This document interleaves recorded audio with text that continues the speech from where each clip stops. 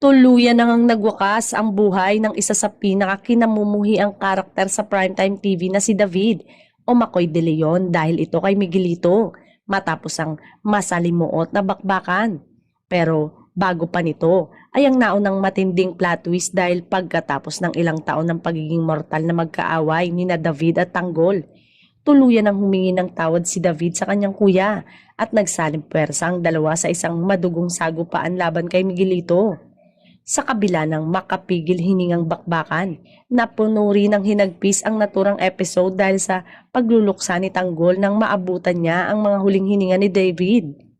Sa pagtatapos ng kabanata ni David sa FPJ Batang Quiapo, umani ng samot-saring papuri si Makoy kung saan mahigit 2 taon niyang pinainit ang dugo ng mga manonood gabi-gabi para sa nakakagigil niyang pagganap bilang isang kontrabida. Sabay-sabay tinutukan ng mga manonood ang pamamaalam ng kontrabidang karakter ni Makoy de Leon sa maaksyong engkwentro ng FPJ Batang Quiapo noong Hunyo. Samantala, may gagawin umanong bagong proyekto si Makoy kaya tuluyan na din itong nagpaalam sa serye. Nagpasalamat naman ito sa lahat ng sumubaybay sa kanya mula umpisa hanggang dulo.